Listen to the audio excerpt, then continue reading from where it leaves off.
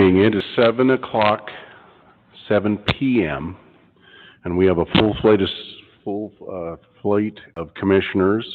Keith Johnson, our clerk of the board, and I'll call the meeting to order. I'd like to point out one thing on the agenda, that the Washington Growth Management Act will have question and answer period after the presentation, and then we'll have public comment. So make sure after the presentation that only the question and answers are for Growth Management Act. So with that, I've called the meeting to order. Will you please rise and join me in the pledge? I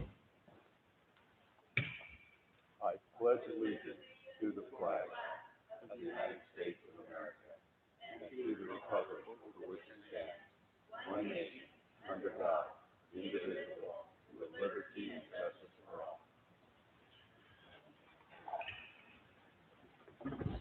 Okay, with that, we have approval of minutes from August 17th, August 26th, two sets from August 26th special meeting. Is there any revisions, corrections, or additions? Seeing none. Commissioner Peck. Before we get started, once again, just going to ask the chair on the record to ask the assembled group to participate in following the current law, whether we like it or not. And in the absence of your support for that matter, I would ask the sheriff to likewise encourage, if for no other reason than to allow us to ensure that everything we do here tonight is not subject to legal challenge by people whose business may be conducted. I think our citizens have a right to expect that surety in their government. So asking once again that you ask the audience to comply with the mandates from the state. I think you know where I stand on them personally, but on the basis of oath, I'm going to ask that we comply. Thank you, Commissioner Peck. Now, do we have a consensus on the minutes?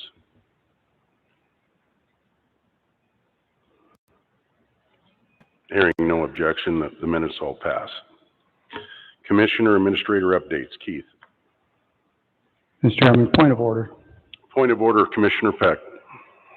Just like to affirm that you have no intention of asking the audience to comply with the state mandate. No, I don't, because when I took my oath, I took an oath to protect their liberties.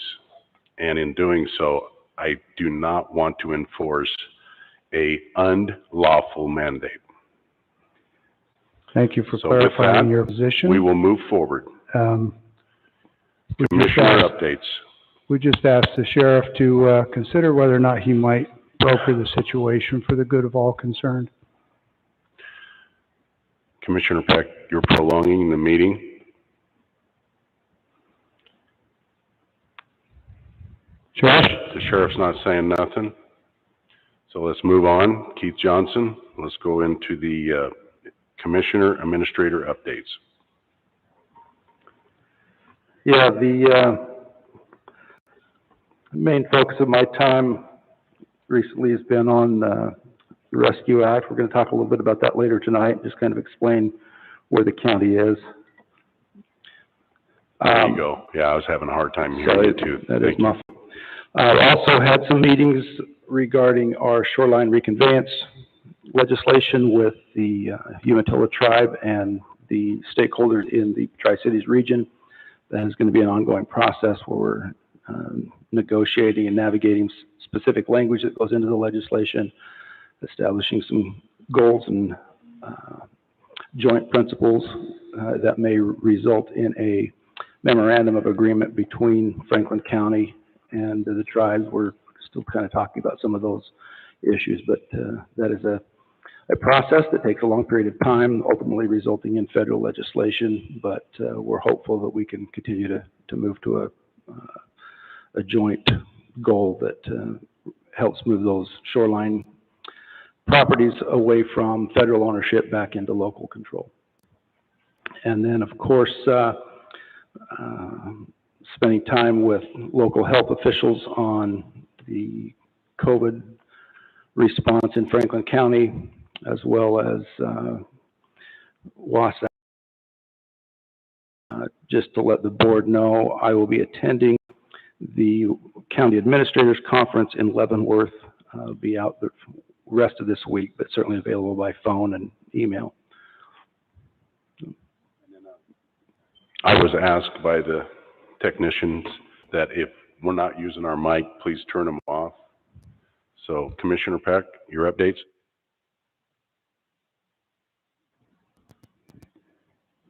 Some of the same meetings as County Administrator, WASAC updates, Benton Franklin Council of Governments Executive Board, Open House on Transportation Improvement Board, Benton Franklin Health District, and a letter from the Director of Commerce, State of Washington, appointing me to the HAFIC Board. Commissioner Mullen. Sat in on the Ben Franklin Transit meeting, discussed our displeasure with their transportation to and from the fair, which they backed out of, and also on the fact of the new buses that they're buying. Also met with constituents in Franklin County to discuss mental health issues that we're facing and some possible solutions, and I would like to bring that up here probably in the next meeting or two. Also had the chance to read the Tri-City Herald and was shocked when I read it because I never remember taking a vote on anything that has to do with redistricting as far as being a consensus that we were that we violated any laws as far as the Washington State Voters' Right Act, and so I don't understand how the paper was able to put out that we were in complete agreement when there was never a vote taken on it. So that's my report for this week. Thank you, Commissioner Mullen. I too attended the Ben Franklin Transit and brought up my displeasure with the chair and the general manager making the decision to not use the buses to and from the fair. It got into quite a heated argument, and I made the statement that I thought that Ben Franklin Transit needs to focus on being efficient and effective. Instead of just run the big diesel pushers, they need to look at smaller buses, hubs to transfer the people. When there's enough people to warrant a big bus, use the big bus, but use the smaller buses to keep from pounding the pavement and burning diesel. Also, Ben Franklin Health Department meeting, and then received a lot of phone calls from people concerned out in the blocks with harvest going on and chip seal going on at the same time, and myself driving down the road meeting a truck that was not being observant of the 35-mile-an-hour zone, went past me going 60 and put 3 chips in my front windshield, brand new windshield. So I'm asking the sheriff to follow and have one of his deputies be at these locations to make sure people are observing the 35-mile-an-hour zone, especially the trucks fully loaded. And then also that article in the paper was very shocking to me because I knew from our executive session there was not a consensus with the board, and how this got to the paper, I don't know, but I vow to get to the bottom of it. So with that, we'll move down to the Washington Growth Management Act, and here to present tonight is Eric Johnson and Paul Jewell. Gentlemen. Mr. Chairman, if I just may briefly interject on their behalf. Several weeks ago, we were asked if we could get some information on the Growth Management Act. Our counties has revised our comprehensive plan that has been challenged, and we wanted to make sure that we were proceeding correctly. Independent of our strategy for dealing with that, we recognize there is a great benefit to having experts come and explain some of the principles of the Growth Management Act and why we are obligated to follow it and what are the consequences of doing that. So we've invited actually two very well-known experts, Eric Johnson, who is the director of the Washington State Association of Counties, and Paul Jewell. Both of them have been former county commissioners and now work with the Association of Counties throughout the state. Probably the two best-known experts on the subject in the state of Washington. So I appreciate them being here, and I'll turn the mic over to Eric and Paul. Thank you, Mr. Johnson. Members of the board, Paul Jewell on behalf of the Washington State Association of Counties, thanks for allowing us to be here with you this evening. It's certainly our honor and pleasure to present to you tonight. I'm a policy director with the association. I handle water, land use, natural resources, and other environmental policy issues. I'll certainly let Eric Johnson, who probably needs no introduction, introduce himself. I appreciate the kind words from Mr. Johnson. I don't know if we're the foremost experts in the state of Washington, but we'll work very hard to live up to that tonight. We do have a presentation for you today. We're going to go over some basics, and we'll kind of talk about what those are, but I just want to make it clear that we're here really to discuss kind of the Growth Management Act, some history of the Act, what the Act means, and also make it clear that we are not your legal advisors. And so it's not our place to offer you legal advice, and we want to make sure that we don't cross over that line. I'm sorry. Would you mind taking your mask off? The microphones are kind of muffled with the mask on. So is it possible to? Sure. Thank you. Is that better? Yes, thank you Great. much. So with that, I'll let Eric Johnson have some opening remarks as well. Great, thank you. Again, I'm Eric Johnson. I'm Executive Director for the Association of Counties. I have been in that position. I've been with the association since December 2005. Prior to that, I was a Lewis County Commissioner, a rural county. Centralia Chehalis is the I-5 corridor, as our major urban populations.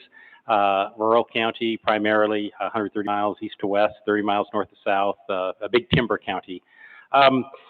So I think Paul and I have unique positions. We both entered the role of being a county commissioner at the time of being out of compliance, invalidity in our county jurisdictions. And so we have a rich history of working through a process very similar to what you find yourself in. I think what we're going to try and do tonight is really get as far upstream to really understand the nature and the connection of county government to the state legislature to ultimately the laws. And so we're going to advance slides and really just talk a little bit about what we're going to do. We're going to remind and look at the role that county governments have as a subdivision of the state.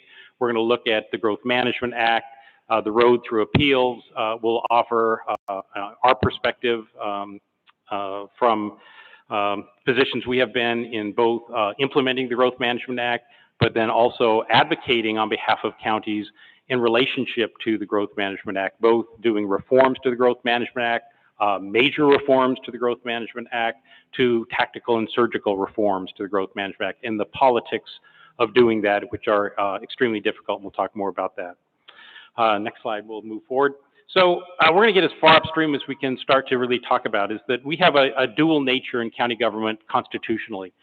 We are a political subdivision of the state of Washington, which means that we have obligations and duties that are assigned either constitutionally or statutorily to the county government. And we are that general purpose to the unincorporated portion of county government. We act as a municipality within the rural portions of county government. So as a political subdivision of the state, we're an agent for the state of Washington. We run the trial court system on behalf of the state of Washington. We conduct elections on behalf of the state of Washington. We conduct really the real property system for the state of Washington. The assessor and the treasurer. Assessor are assessing the value, the treasurer collecting property taxes. So there's a series of activities we do because of either constitutional or statutory responsibilities that are granted to us. And then we're the general purpose. So the unincorporated areas, for example, the sheriff has unincorporated duties similar to a police department in the cities, the sheriff in the unincorporated area. Land use and planning in the unincorporated area. So we're the general purpose government for the unincorporated. We serve these duties. There is some regional responsibilities as well. You just talked about being part of the Benton Franklin Transit Board. We also then sometimes see us in a regional responsibility as well. We serve on a number of boards and commissions, but primarily that dual nature responsibilities. The Constitution of Washington State actually lays this out for us, and it's a very interesting in Article 11, Section 4, where the legislature shall establish. That is their duty to do, which is to establish a system of county government which shall be uniform throughout the state of Washington, except as hereinafter provided. And that after provided is the charter process, is where you can have, go through a separate process to do charters. We have 7 charter counties in Washington state now. We also have on the Constitution something that's never been put into place. I'm not suggesting you try this. It is a city-county form of government. There's a charter amendment in 1972 to the state constitution that allowed cities and counties to form a charter. But none of our counties have successfully done that, and very few have ever even tried that. At statehood, when the state was created, we had territorial government, and we had some counties at that point in time. And those counties then became part of the state of Washington. RCW then allowed for the state of Washington, and they created 34 counties at the point of the Constitution in the legislature. The counties themselves are not listed within the Constitution. They are listed within the RCW. They are created by the state of Washington at the point of statehood, even though many of them predated the state in territorial days. And so 5 were later created. Pend Oreille County in 1911 was the last of the 39 counties that was created. So you can see that one of the interesting things that we really we have is the fact that we have 39 counties. We find our basis not constitutionally, but the legislature has to create us. And so we're created through the legislative process. And that's found in RCW 36, if you're following along. And so some of both the Growth Management Act that we then also have to implement is in Chapter 36 as well. Moving forward, this is the interesting part which gives the legislature these additional duties, which is by general and uniform laws shall provide for the election of several officers. There's 5 constitutional officers. Not all of the elected officers within county government are constitutional officers. These are all constitutional officers. The county commissioners, the sheriffs, county clerks, treasurers, and prosecuting attorneys. You can then assume which ones are not. Being the assessor and the auditor are not constitutional officers. Those are statutorily officers. And in a charter form of government, the only one that has to remain via the Constitution is the prosecuting attorney, superior court judges, and district court judges. They have to remain in a charter. The rest of these positions don't have to remain in a charter process. And then the interesting part is this, and shall prescribe their duties, where the legislature is granted the authority to describe our duties, prescribe our duties. And that is the duties that we have to execute and carry out. And we're going to talk a little bit more about that going forward here as well. And then you kind of go back to the last element, which is police and sanitary regulations, which is any county, city, town, or township may make and enforce within its limits and all local police, sanitary, and other regulations that are not in conflict with the general laws, which means you've got to go back to the legislator's authority to create general and uniform laws. We can't do anything locally that conflicts with those general and uniform laws that are established at the state level by the RCWs. So that's the constitutional framework that we have historically worked within. And so now you ask, well, how have the courts ruled on this? We find our basis within in Iowa, which is a public municipal corporation created for public purposes, only can exercise no powers, but such are expressly granted by law, or such as are incidental to those expressly granted, and is always subject to legislative control. So this is the Dillon's Law. And that law, have a similar constitution to the state of Iowa. That law and that constitutional ruling was then brought forward also by the Washington State Supreme Court in numerous examples of this, which we have our own Dillon-like law, which counties are but arms or agencies of the state organized to perform some functions of state government. They are as instrumentalities of the state, have no powers except those expressly conferred by the Constitution and state laws, or those which are reasonably or necessarily implied from the granted powers. It's one of the reasons we are so active in advocating with the legislature, is we recognize that the way that the state constitution is formed, the way that our state Supreme Court has ruled in the relationship, we are going to find ourselves in 3 major situations. Number one, we're going to find laws that say we shall.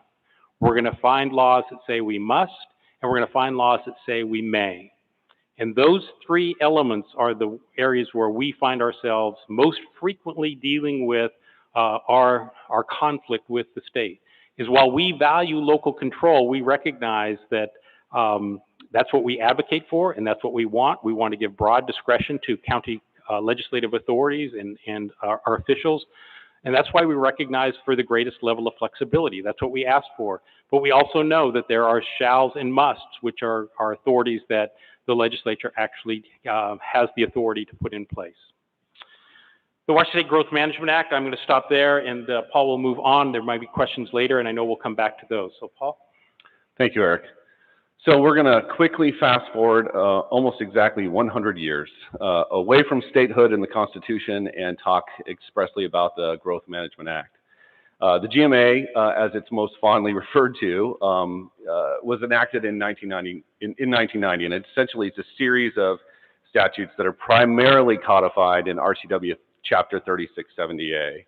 Now, these statutes require cities and counties to manage population growth through a series of actions and regulations consistent with the elements that are included in that law, and we'll talk about a few of those.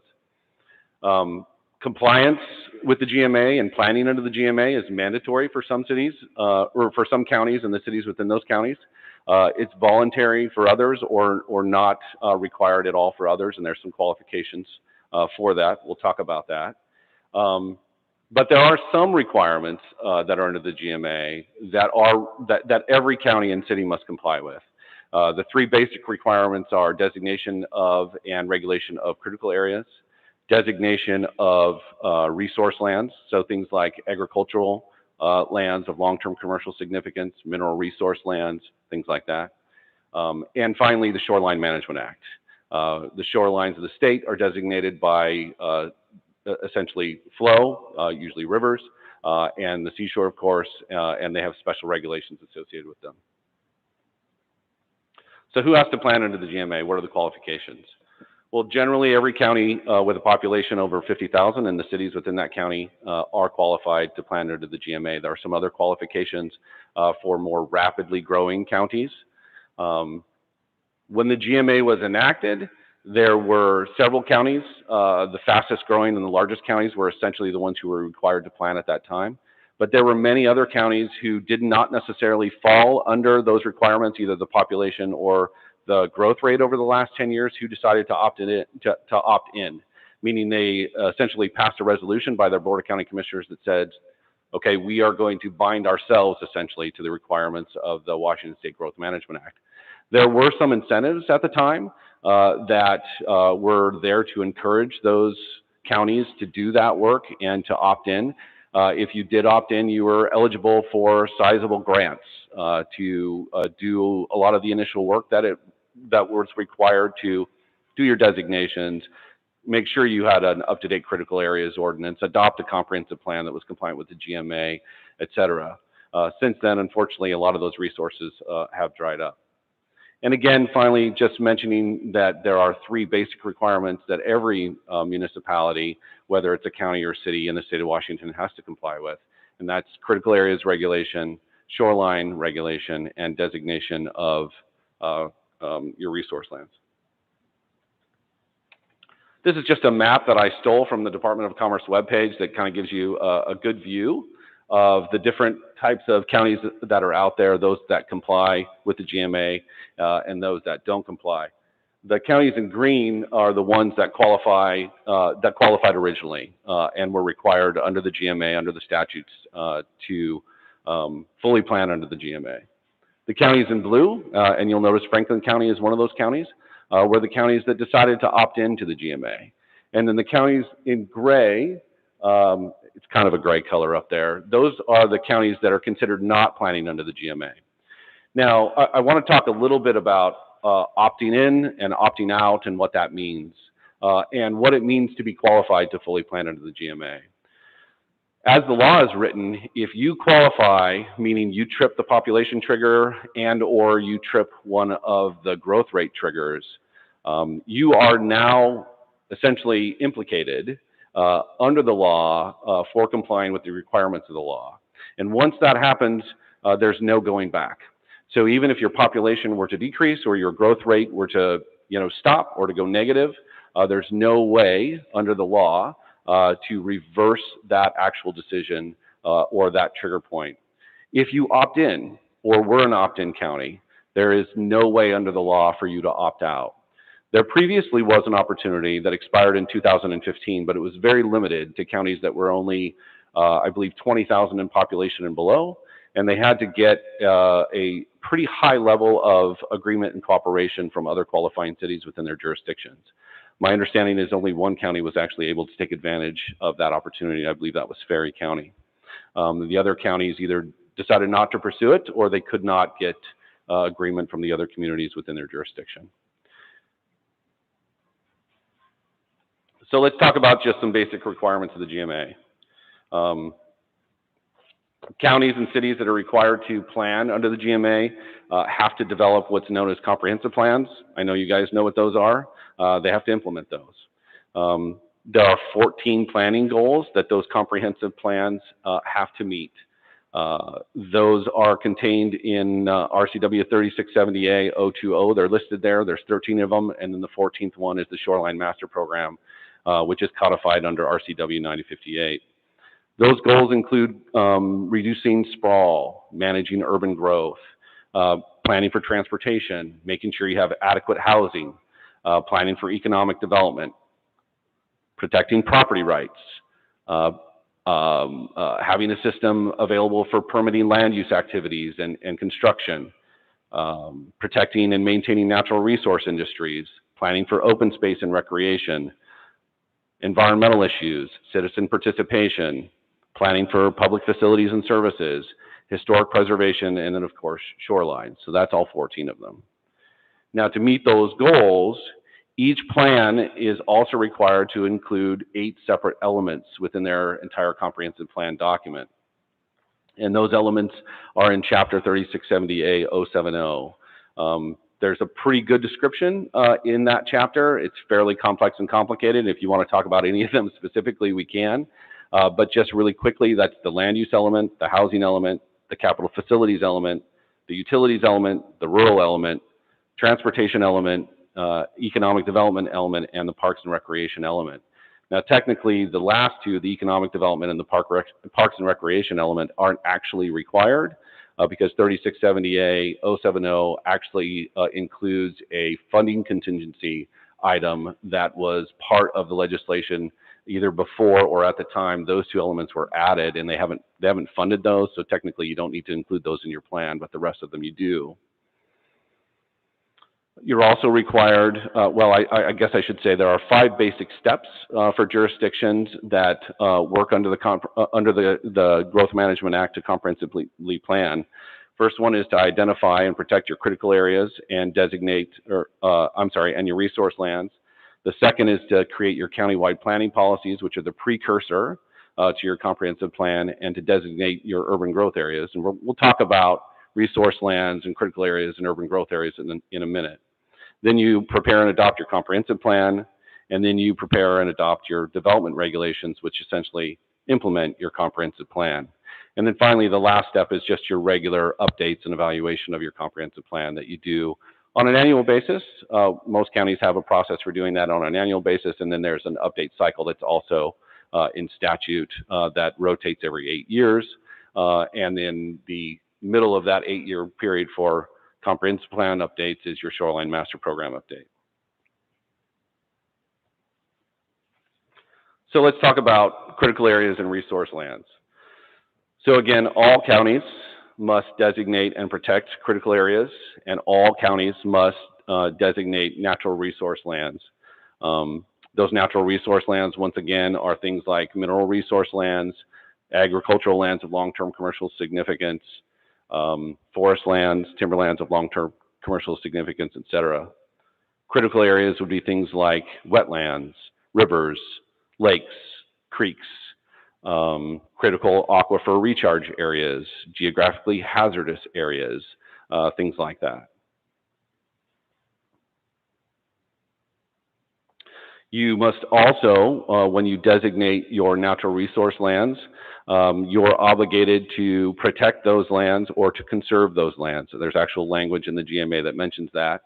And the land uses that you allow on those lands also have to make sure that whatever use occurs is compatible with the use of that area or that land as a natural resource land. So whether it's agricultural uses, whatever other uses you allowed, they have to be compatible with ag uses. If it's mineral resource land, if you allow other uses on that land, those have to be compatible with extraction of minerals, for instance. And you also have to do the same with adjacent lands. The GMA is very specific about making sure that adjacent land uses are also compatible with the use of those resource lands. It's all about conserving the ability for those resource lands to remain as resource lands and to be used for that purpose. Now, there are minimum designations criteria for resource lands. You can find those in WAC 395-190. They're actually pretty detailed right there. The designation criteria, for instance, for agricultural lands includes 3 factors. 1, land that's not already characterized by urban growth. Number 2, the land is usable or capable of being usable for agriculture. And number 3, whether the land has long-term commercial significance for agriculture. And there's some sub-criteria that are included there that includes like infrastructure, includes irrigation, proximity to markets, things like that. Each of the categories of natural resource land designations has a similar list of criteria, and you can find it there in that WAC. Those designation criteria are often also generally considered as the acceptable criteria to utilize when de-designating land or making other changes to mineral resource lands. It's pretty difficult as a general rule to de-designate resource lands. And the reason that is because the GMA really is designed to conserve those lands and to keep them as working resource lands into the future. So let's talk just a little bit about urban growth areas, or UGAs. So this is another fundamental concept of the comprehensive planning requirements under the GMA. Urban growth areas are the projected 20-year growth boundary of existing urban areas that you, as a county, have the full responsibility of designating within your county, including the ones for cities. Most of the time, urban growth areas are designated as an area around an existing municipal boundary. These are areas where the GMA says that urban growth shall be encouraged, and outside of which growth can only occur if it's not urban in nature. Again, the sole responsibility for designating these lies with the county, but you have to consult with the cities in making that decision. Now, the process for designating a UGA is actually fairly complex. It starts with the Office of Financial Management growth projections for your county and for the individual communities that are urban areas. You have to look at those projections, and then you base the land size that encompasses the area for the growth boundary based on that projection, but not on that projection alone. You have to consider how that projection, as far as population growth, actually will manifest itself within that 20-year planning window as far as the needs for housing, the needs for employment, the needs for infrastructure, and other critical public facilities and essential public facilities go. So you do an analysis, most often known as a lands capacity analysis, and that's what you base the sizing of that urban growth area on. That lands capacity analysis doesn't just consider how big to make that urban growth area, it also considers the capacity of existing already designated urban land and how that population projection melds with the two of those. So when you're looking to designate that UGA, or in subsequent years, maybe you're looking to expand the size of that UGA, you have to consider all of those factors. It is pretty difficult under current circumstances in the state of Washington to expand an urban growth area. When the GMA was originally passed and most of these UGAs were created, it's generally believed by the courts and others that most, if not all of them, were oversized. That belief of them being oversized at that time and having only 30 years of the GMA being in effect means in many cases, if they were contested back in the 1990s under today's standards, most of them would probably have been found to be non-compliant, and they're likely to be found that way today. So courts and others typically view the expansion of an urban growth area with pretty skeptical eyes given that set of circumstances. And so you need to be very, very clear and very, very detailed and technical when looking to expand a UGA, and you really need to consider the results of that land capacity analysis. So moving on, let's just talk really quickly about the appeals process. The GMA allows really anyone who participates in the planning process within a jurisdiction, either orally or written, to file a petition for appeal of compliance with the Growth Management Hearings Board. Now, every jurisdiction, when they take action to update their comprehensive plan or adopt a comprehensive plan, is considered automatically compliant under the GMA. It requires a petition for review and a finding of noncompliance for the board before noncompliance is actually the situation that you find yourself in. So you are given deference as a jurisdiction. It's important to note that if you lose that petition, meaning there's a finding of noncompliance, then that deference now changes. And the next time it's reviewed, the deference is actually provided to the Growth Management Hearings Board and their decision. So originally, when someone files a petition as a third-party appellant under the GMA, they have the burden of proof. They have to show that something was wrong, that the action you took was clearly erroneous under the Growth Management Act. If they're successful in that, now the burden of proof shifts to you if you take that up through the appeal process, whether it be to Superior Court and beyond.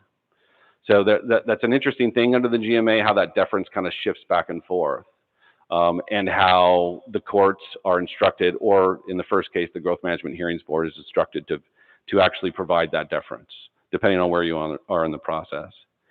As I mentioned before, standing is actually pretty easily obtained. The way it's written in the law is essentially the state or any city or county who plans under the GMA, so any city or county that's a fully planning community automatically is granted standing for appeals. And then for other third parties, individual citizens, organizations, et cetera, all they have to do is demonstrate simply that they participated in the process and that their participation is somewhat related to the appeal that they filed or the petition that they filed. I've mentioned the Growth Management Hearings Board. They are the body designated under state law for hearing appeals. There is a way for petitions to go straight to Superior Court and beyond through agreement between the parties, but most often it's the Growth Management Hearings Board that is the initial reviewer. They have the ability to hear the appeal. They consider the record. They consider the arguments that are being made by both the appellant and the defendant. And oftentimes the defendant is a municipality, a city or a county. And then they render their judgment. They'll put together a written finding of either compliance or non-compliance. And if it's non-compliant, they'll also include usually a schedule for compliance, meaning a series of steps and time and essentially some time frames by which the municipality then has the ability or is required to then react, make some changes, come back for reconsideration in front of the Growth Board. Non-compliance is one finding, invalidity is another. Invalidity is a technical term, and I want to get it right, so I wrote it down here, so I'm just going to read it to you. So it's based on a determination by the Growth Board that the continued validity of parts of the plan or regulation would substantially interfere with the fulfillment of the goals of the GMA. So if whatever's brought forward in a petition is believed by the board, by the Growth Management Hearings Board, that first of all, it's non-compliant with the GMA's goals, and number two, continued allowance of it to exist, meaning allowing you to continue to use it while you were trying to come into compliance. If the board believes that's the case, if the board believes that in this particular case that the continued use of that would interfere substantially with you being able to meet the goals under the GMA, then they can find you invalid. And if that's the case, then you revert essentially back to where you were before you took that action, and everything that you had done up to that point is basically wiped away. Now, there are consequences for noncompliance and invalidity. Obviously, invalidity has the consequence of kind of going backwards in time and wasting a lot of effort on your part. But continued noncompliance and invalidity can also result in sanctions by the governor. This doesn't happen very often, but it has happened in some cases, and these sanctions can be severe. Noncompliance by itself already requires you to spend a bunch of time and a bunch of money doing a bunch of work trying to get back into compliance, and that's your obligation under the law. It also eliminates your ability to apply for many grants from the state of Washington through the office of, through the Recreation and Conservation Office and others, including transportation and other related grants that have compliance with the GMA as a pre-requirement to qualification. But if you actually get to the point where the governor imposes sanctions, you can lose the ability to collect motor vehicle excise tax. You can lose the ability to collect real estate excise tax. You can even lose the ability to collect sales and use tax within your jurisdiction to provide for the services that your citizens need. So that's kind of the overview of the GMA. There's a lot more to it, but I wanted to hit on some of the things that I thought were maybe particularly important to you, and that was the designation of an urban growth area, the designation of resource lands, and kind of an overview of the appeals process. As Eric mentioned at the beginning, both he and I served as county commissioners for a long period of time. He was in Lewis County. I was in Kittitas County. I served from 2008 to 2018. And I had the distinct pleasure of coming on the board right at the time they had been sued by FutureWise on 17 different counts of their most recent comprehensive plan update.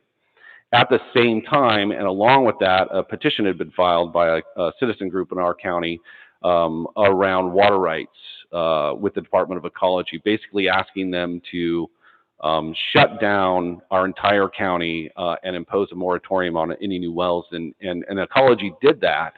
They didn't do it in the entire county, but in about half of the county known as the Upper County region. If you're familiar with Kittitas County, that would be Snoqualmie Pass, Roslyn, Cle Elum. And you can imagine the ensuing mayhem and despair that caused for our community. So both of us have quite a bit of experience with this. We've both been in the same seat that you are now. We've dealt with this process, and we just like to offer maybe some insights that we have as part of your conversation before we take some of your questions. I certainly have a couple of things that I'd like to provide for you just from an advisory standpoint, and I know Eric does too, and I'm going to go ahead and let Eric go first. Yeah, I just wanted. Yeah, I would just add a couple of quick views. I think from an association level, we are constantly engaged in looking at legislative reforms associated with the Growth Management Act. We led the effort to allow a certain subset of counties to opt out of the Growth Management Act. And frankly, we're quite surprised that only one of them took advantage to our legislative efforts. We've been very tactical and surgical at times, and we at the same time have been we've tried some major reforms as well. I think we also understand that there's the politics is the art of the reality as well when it comes to the Growth Management Act. It is extremely difficult to amend the Growth Management Act by really by anyone's side, whether that's the environmental side, whether that's the pro-business development side, whether that's city or county side. So it is an effort that we constantly take up and have a GMA type of reform initiative almost every year. We have, as an association, have watched counties actively engaged in litigation associated with the Growth Management Act. As a Lewis County Commissioner, we filed a case against the Western Washington Growth Management Hearings Board as I was a commissioner, arguing about an issue associated with incidental use of agricultural resource lands for non-farm income, and ultimately prevailed. That is a costly choice to make. We're pleased that we did it when I was a commissioner. But we felt the hearings board overstepped their boundaries and didn't give the local deference that was due to our county at the time. But the point I would make in thinking about litigation is making sure that you have a record and making sure you really have done the community work and creating a record that contains the factual information of how you made your determination and how your decision was made. Otherwise, it's very difficult to grant deference to local government. And then last thing I would say is it's a constant overshadowing. We were under invalidity, which means we had to defer back to a county that at that time had not a comprehensive plan, which meant our rural zoning defaulted back to 1 in 20 acres across the better part of 300,000 acres. And so we were trying to get a variety of rural zonings from, certain 1 acre tracts to 5 acre tracts to 10 acre tracts. So we ultimately, for several years, had to default back to that previous plan, which was the rural zoning, which was 1 in 20 acres. And so that was a tough place to be for a number of years as a county member of a county legislative authority. But we got there. We worked through a very long and painstaking community-based process and ultimately prevailed in front of the hearings board in coming back into compliance. So I would just leave it at this, that we're happy to continue to answer questions, engage with you, and I know Paul has a few things to wrap it up with. Thanks, Eric. I have a couple of points. First of all, I'll say my experience in front of the growth board was not as pleasant, I think, as Eric Johnson's, in that we were not as successful arguing our case in most instances. Now, that's not true in every case, but it's true in most of them. And really, the reason for that, and I want to emphasize one of Eric's points in that, is because of the record. The record that you create as you're going through this process is really critical to the work that you do. The findings that you make based on that record have to be very, very specific. You almost need to draw a roadmap from point A to point B as to how you made your decision when you are defending it and when you're working to come into compliance. So that's one of the things that I would just throw out there that I think a lot of jurisdictions make a mistake in is they don't do a good enough job and a thorough enough job of making their findings based on the record. There's usually information in the record that, there's a lot of decisions you make around comprehensive planning where you could go one way or the other, right? And there's many items in that record that support one way or they support the other way. If you don't show your work and express and explain very clearly in your findings how you made your decision and acknowledge the fact that there are items in the record that could sway you one direction or the other, but provide your justifications, it puts you at a disadvantage for sure. So that's one thing that's really, really important, and one of the things that we really failed at in Kittitas County. Secondly, and this is not going to sound like good news, but over the years, I'm sure you'll agree with me, I've learned that bad news doesn't get better with age, so I'm just going to say it. Compliance really needs to be your goal. It just does. Non-compliance is an economy killer, especially in rural communities. It creates uncertainty, and uncertainty is not where investment dollars typically want to land. So compliance really needs to be the goal. I know that and I don't know the details of the situation, and I don't know the politics of the situation, and I don't know all of you very well individually, but I know that you are commissioners for a reason. And you have your own ideas and you have goals and you want to support the ideas and goals of the people that you represent. But you have to find a way to do that within the parameters of the GMA. That's your obligation under the law. So compliance really does need to be the goal, and working towards compliance is the only thing that will be productive in this process. Finally, I would say this might be the most important piece of advice and probably the biggest lesson that I learned through my work as a county commissioner, and essentially the 10 years it took us to go from petition to compliance. 10 years of work.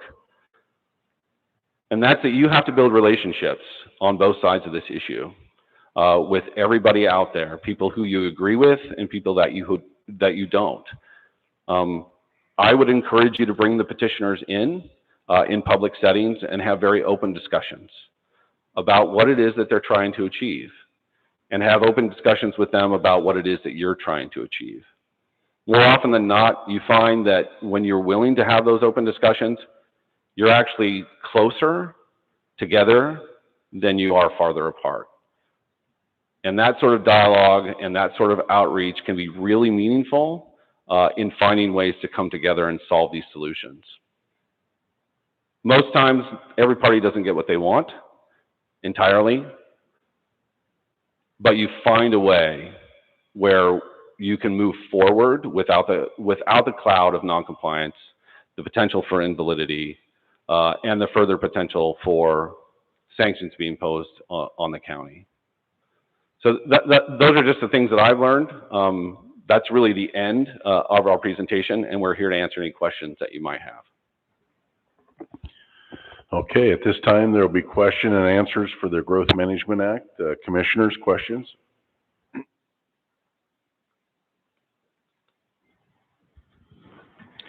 Paul, just for the sake of the audience, anyone who might not have caught it, would you summarize specifically Franklin County as a population just under 100,000, well above the 50,000 threshold?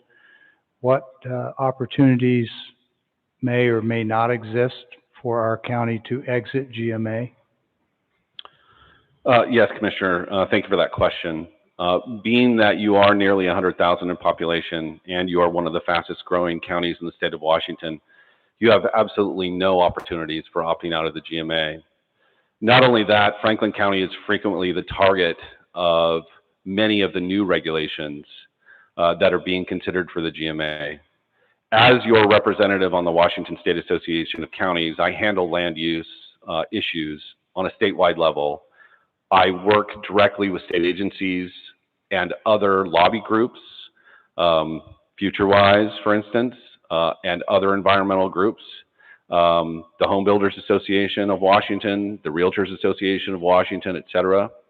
And when those groups are talking about new regulations, whether they're about climate change or housing requirements or other things, Franklin County is always on the list of the counties that essentially they would minimally, agree to impose those new restrictions on, and that's based on the fact that you are growing so rapidly, number one, and your proximity to Benton County. Yeah, I would just add, I think I want to clarify for the fact that under the current law, there is no opt-out option at all. It would take a legislative change. And I think what Paul is really illustrating gets back to that question of the politics of the reality is the legislature likely to remove Franklin County or any county over 100,000 that's growing, like a Skagit County or a Franklin County, out of the Growth Management Act? In my years of lobbying and advocating on GMA, highly unlikely.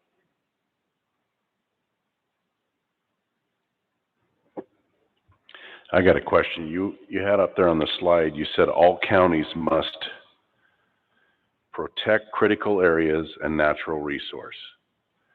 Now, as a county, when we have BLM, we don't have U.S. forest land here, but when a fire occurs on their land within our county, how are we going to protect the critical areas and natural resources when we don't have the jurisdiction to fight the fire?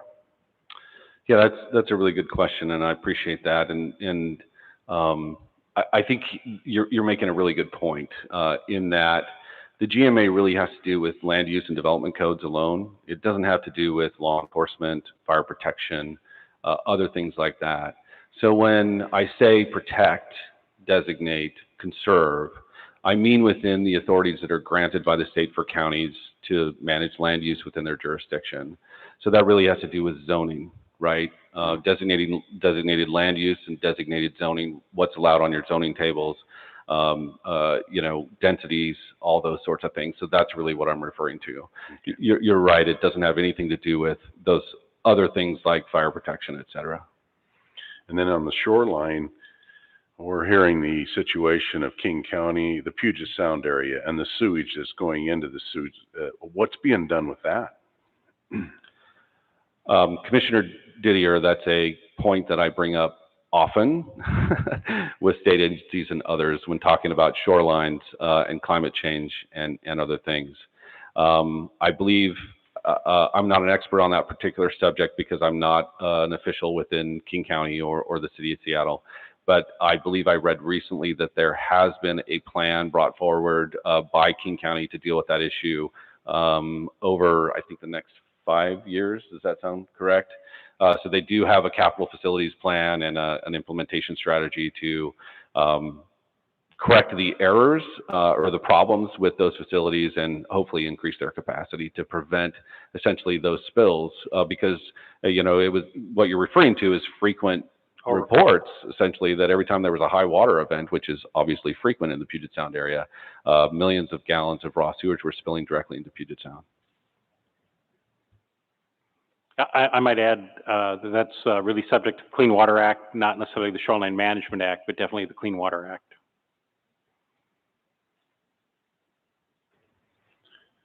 If there are no more questions from the commissioners, the public is welcome to come forward with questions.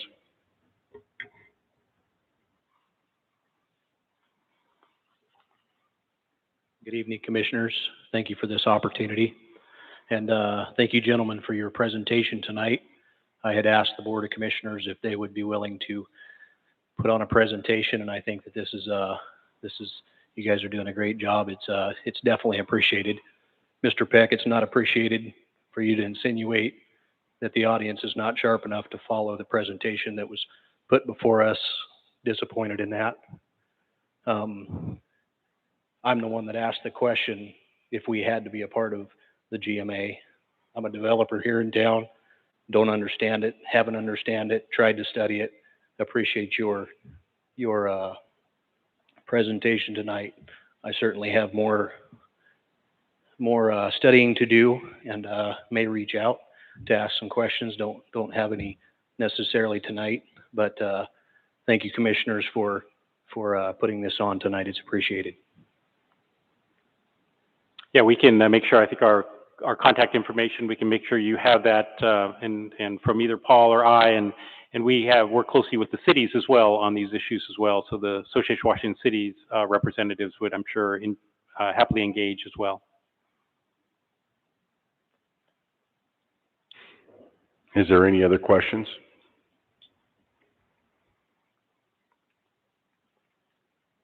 I'm not a builder, I'm a farmer, or my husband is.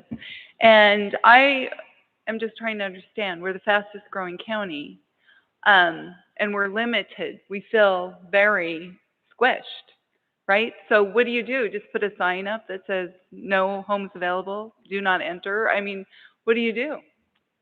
Because all it's doing is driving up our property cost exponentially. We're turning into California here at the prices. It's ridiculous. And, you know, new starting people can't find a home. The elderly are leaving for Idaho and for Texas because they can't even afford to retire here. So I don't know what you do to apply for that, to expand your GMO or what it is, but it seems like King County is like a monster. And the rest of us are saying, oh, $100,000 or 100,000 people, ooh, you know, it's just kind of ridiculous that it's not equal under the law. If King County gets this much space, shouldn't we as well? So I can address that a little bit, and I think that's the comment is not unusual. I think a lot of people feel exactly the same way that she does. And there's a couple of things, I guess, to talk about. First of all, it's important to remember that the GMA bases its regulations and requirements on areas that are already characterized by urban development and growth versus those that aren't. And in many ways, it puts rural areas at a disadvantage as far as new opportunities for development. The GMA has been really successful in some ways over the years, over the 30 years that we've had it, in that it really has funneled much of the urban style development and growth to already existing urban areas. Where it's really failed is in probably primarily two places: transportation and housing. The sentiment that housing costs are rising, and that what she didn't say, but I think what she meant to say, or what I think she was inferring was, you know, it's really a question of basic economics in some areas, supply and demand, right? Less supply, greater demand, prices go up. That starts pricing people out, and that's oftentimes, you know, the people at both ends of the marketplace, right? The very young people are trying to get in, and oftentimes, you know, more established folks who are at the end of their careers, who are a little bit older, maybe on a fixed income, they kind of get forced out in favor of others. The intention behind the GMA is to really, you know, the answer to your question is increasing density, really, especially in areas like this where you have really distinctive urban environments and rural environments. The idea is to put that new housing, to put that increased population growth as much as possible within those existing urban areas. And the way that you do that is you increase density. And unfortunately, in many areas, that's not non-controversial, because that means, you know, reclassifying or rezoning existing single-family residential home areas into multifamily and other things, which is not very popular. All of those things are combining together to create the housing crisis in many ways that we're facing now, which is leading to the, you know, the increase in housing costs, and frankly is a failure of the GMA, in my opinion. Now, all that being said, it doesn't mean that you can't expand your urban growth areas. It's just very difficult to do that. I mean, that's just the reality of the situation. And when you do, you have to be very specific, base it on those OFM population projections, stay within that 20-year window, and make sure that your land's capacity analysis is correct and that it actually justifies the expansion. If you don't, or if it doesn't, then you're really faced with the only opportunity, which is to do infill and redevelopment within existing urban areas, and areas like yours, Franklin County, and areas like mine, where I live in Kittitas County, areas like where Eric was a county commissioner in Lewis County, feel that much more acutely than the greater Puget Sound region, which had a lot more urban development at the time GMA was enacted. Yeah, I would add a couple of things. I think it's a really, really legitimate question that we face in areas, in particular in areas outside of the King County area on the I-5 corridor. Most of the state population, 75% of the state population, is largely within, you know, 5 to 10 miles of Interstate 5. I mean, that's a huge population growth. And in Lewis County, we faced the challenge of that growth within our I-5 corridor. And so how do we properly size Centraea, Chehalis, Winlock, Toledo, all those, Napavine, those I-5 corridor towns where we're going to receive the growth? And we followed a model similar to Ridgefield. It was a town in Clark County, and there's a couple of other jurisdictions that have subsequently followed it in terms of sizing their urban growth area, where yes, you can look at the population. You got to look at that. I mean, it is one of the things that's going to establish your need for residential land base. But they really they did an entire I-5 corridor study for industrial space, warehouser space, those things that take up large acreages that you also have to prepare and plan for, and thinking about, you know, what's the other land-based capacity you're going to need within your urban area that supports the economic and the commercial need as well. And so I think there are other tools that you can look at in where's your multifamily housing going to be, where's your single family housing going to be, where's your commercial industrial land base is going to be, and being able to document on a broader regional basis the need for that type of land base that doesn't exist. I think Moses Lake is a good example. Moses Lake probably has a fairly large urban growth area because they have the port property and the airport property, but they've also identified a really growing economic base. So there's other things you can really be thinking about in terms of sizing it. But again, you're going to create the record, you're going to create the studies to be able to demonstrate that. We saw that and certainly in Ridgefield. We then brought that same thing to Winlock, where we stretched that urban growth area clear to the Interstate 5 corridor. You're looking at where rail was available, looking at where your public infrastructure existed already, or for water and sewer and other transportation infrastructure. So it can be done, but it's really, it just is incumbent upon you then to really create the record. But it can be done, and I believe it can be done. It's one of those areas of, trying to get back to a little bit what Paul said, is really trying to figure out what's being asked of you and what you want, and being able to merge those together so that you do feel good about you can come into compliance, keeping the values of the community together at the same time complying with the Growth Management Act. I do believe it can be done.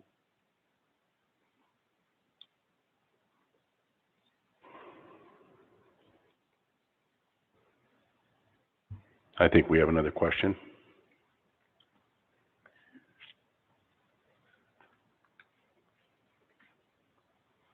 Yes, I'm Thomas Skidwell, and I have been working with the city of Pasco on this growth management area.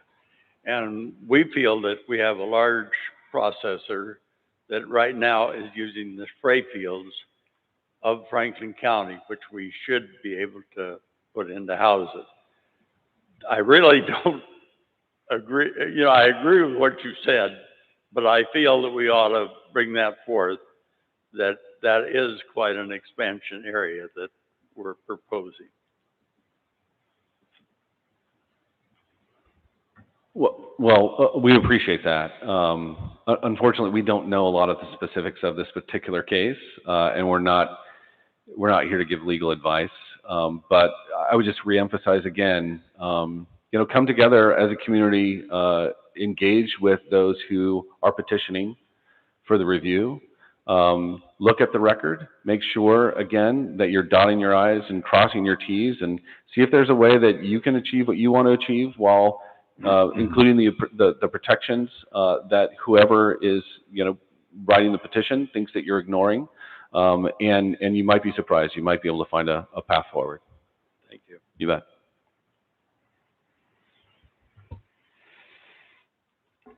Okay, I think we've got everything answered. Thank you very much. Thank you, Commissioners, Mr. Chairman, and the rest of the board. Our contact information is here.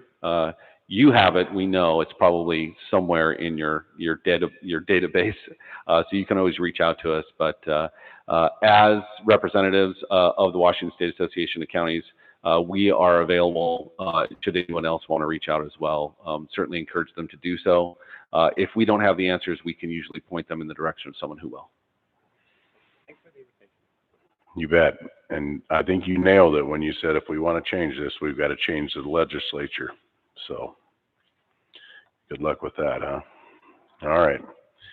With that, we'll move down to office business.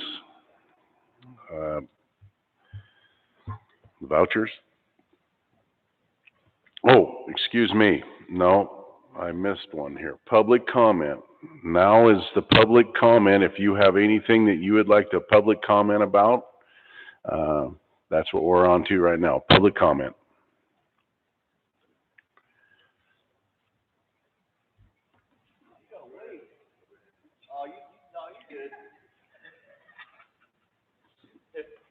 May not be able to get back to my seat. Hello, my name is Dr. Jim Stevens. I'm from Sunnyside. I'm an oral health medicine doctor. We do obstructive sleep apnea and craniomandibular balancing. I've been there for 47 years. I'm also a member of the International Academy of Oral Medicine and Toxicology. I'm the clinical advisor for Vivos Breathing and Airway, Inc., president of the Foundation for Funding Nature's Defenders, and I was a member of the Save the Reach project. My address to you today is, with all due respect, subject to vaccine and mask mandates. These set a excuse me for reading this, but to get through this in a reasonable amount of time, I need to. These set a dangerous precedent for you and other county commissioners and and any other body or person that serves under your direction. You are asked to be the enforcers or conduct a police action that has medical implications.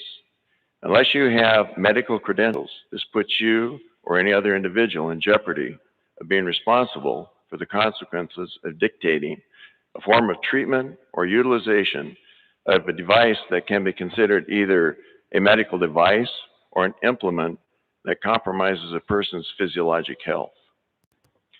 to demand administration of a vaccine without knowing the full extent of a patient's medical history is reckless. The consequences that ensue would be considered to be the result of negligence. You might say, I was told by an authority that I had to do this. However, that very excuse was denied as a result of the Nuremberg Code of 1947. That came on the heels of Nazi experimentation with pharmaceuticals and other methods against the will of the subject. You can see the similarity there. So you must realize that whether it is a mask that can have also very deleterious consequences, which are well documented and easy to support, or the vaccination, you are the ones carrying out the mandate. Then it is you that are responsible. If it is your delegates that carry out the mandate, then they are also responsible. You cannot wash your hands from this responsibility. If we took this to an extreme, and you were told that anybody that was not vaccinated, you had to exterminate them, and they gave you a gun and told them you must shoot them. What is the difference? If someone dies from a vaccine, and you may not even know that they did, the evidence would be most likely covered up by hospitals or bureaucratic red tape. But the person is still dead. Does it matter whether they were vaccinated or shot in the head at your command? But you've been given a directive from a higher authority. I mean, so what? The day of reckoning will come to the USA and Washington State just as it did to Nazi Germany. So protect yourself and be prepared for the consequences. Again, I offer these comments with respect and concern. And Clint, I want to thank you for standing up for the citizens who would elect this commission, and thank you all. Thank you, Dr. Stevens.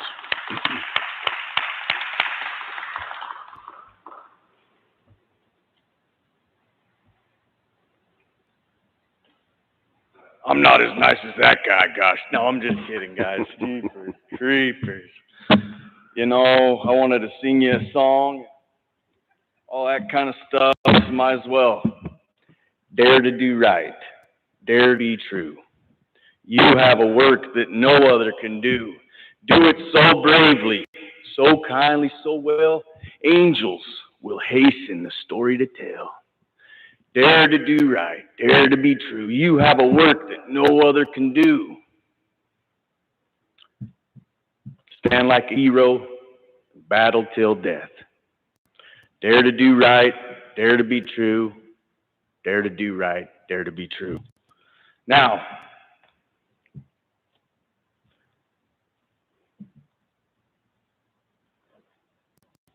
a lot of people are saying U.S. government's declaring war on the people.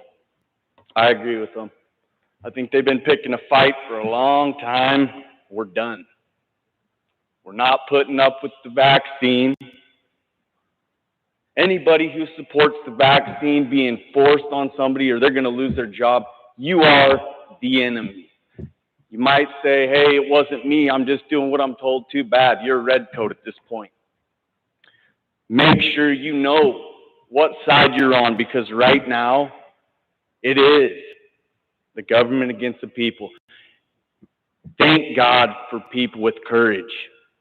Around America, we have wonderful sheriffs who have already stuck their neck out to the president, Obama, who knows who it was. Right now, we got a fraud in the White House. Most of you would agree with me right now. I already know that. Thank you. These people in this room, probably not the ones we're talking to. Make sure you repent.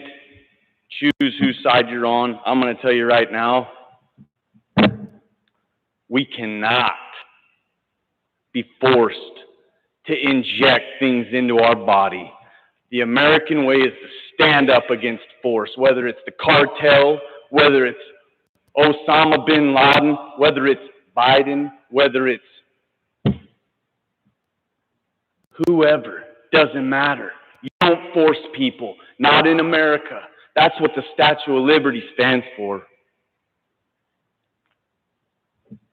And I want to thank you so much, brothers and sisters, for standing up for what is right. And all you can do is what the good Lord puts in your heart, and hopefully you'll keep yourself clean. If you're doing things that are immoral, the good Lord will not guide your spirit. Do those things so that you can have the Holy Ghost with you. I testify that the Savior Jesus Christ rose on the third day, and I also testify that George Washington was a miracle, and he was an instrument in God's hand, and he was preserved. And those that stand up for the right, they are preserved. Let us all stand on the right side of America, and in God we trust, and Christianity against wicked and darkness. We Thank got you. with you in the name of Jesus Christ, amen. Thank you.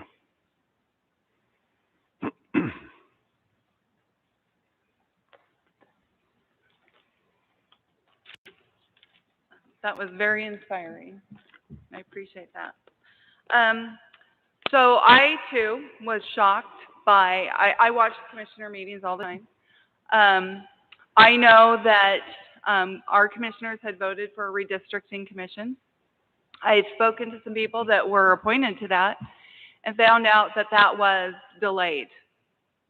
And I think Lupe Cardenas, who was one of them, is going to speak to that. But it seems like there's something nefarious going on.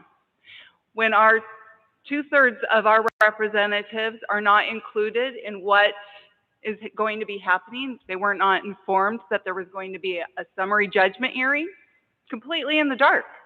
I'm like, what? They represent people. They are the people. We give the authority to those that we elect to represent us. And when they are denied the ability to represent us, then you have offended the people. I don't understand what happened, because I would like to read the summary judgment. I would like to see if there was any fight against that summary judgment. So I'm asking my commissioner, I think there needs to be a full investigation of what is going on, because we have our redistricting commission told to be put on hold. It was voted that as soon as the census data came out, they were going to start meeting, and they were informed by our county administrator not to meet. I want to know why. I want to know why that Commissioner Mullen and Commissioner Didier were not informed about the meeting or about the hearing yesterday, and I want to know why that there was never even a vote to the public. We were found guilty. Found guilty how?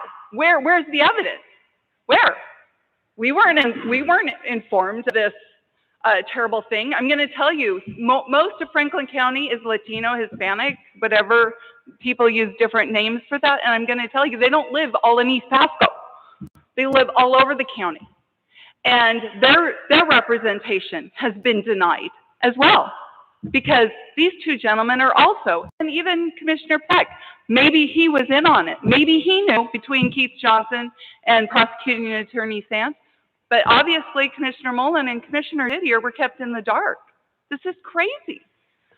I wasn't represented because Commissioner Mullen is supposed to be my commissioner. I'm offended by that. I just think there needs to be, one, an investigation, and if there is something that has been nefarious going on, I think, and it involves the administrator and the prosecuting attorney and Commissioner Peck, then there needs to be some things done about that. And I'm against secret combinations. I'm for open government. I'm for truth, and I'm for light. And that's what I expect, especially out of Mr. Johnson and Mr. Sands. Thank you. Thank you.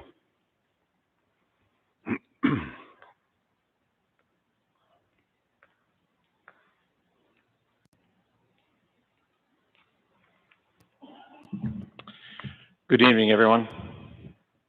My name is James Jimenez, lifetime resident of Franklin County.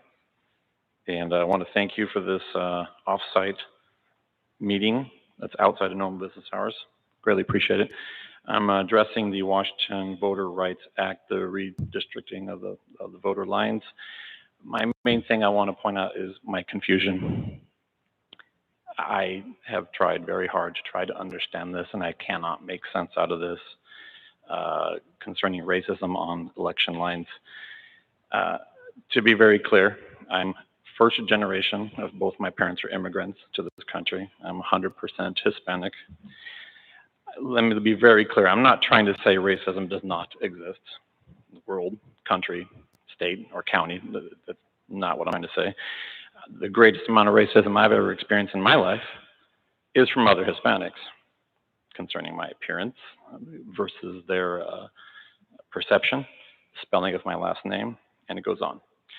After a quick Google search, I don't really see other counties and states doing this.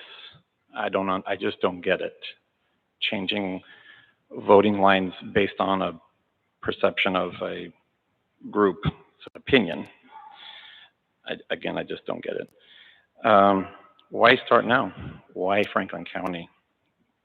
There must be some other reason.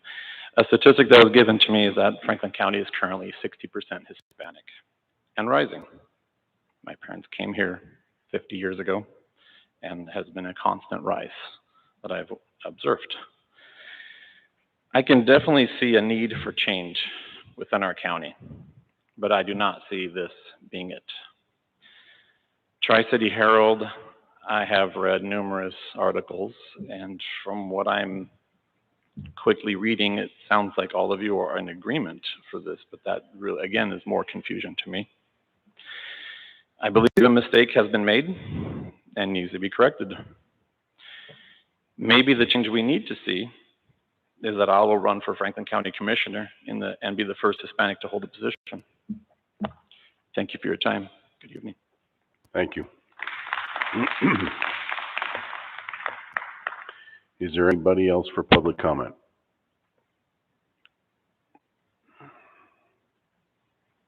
I really appreciate the comments there by James. I too would like to know, I'd like an explanation from you guys of where we're at today, because you guys know that I'm very engaged, come to almost everyone in person, and if not in person, certainly remote.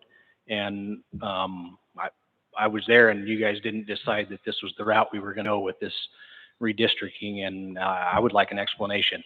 Thank you.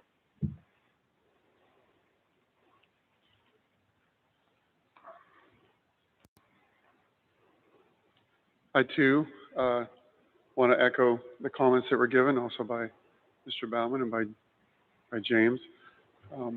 I was appalled when I saw the map that was supposedly in the Tri-City Herald. I don't know if gerrymandering is a term that would apply here, but in my opinion, that's what that map was. It would be complete gerrymandering of our districts. So I want answers too, and I'm quite appalled and angry at what I saw. Thank you.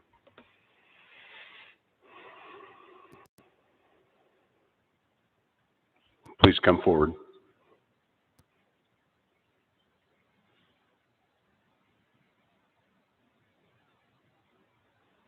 Wish this was over there. I like talking to everybody at the same time, but we'll make do.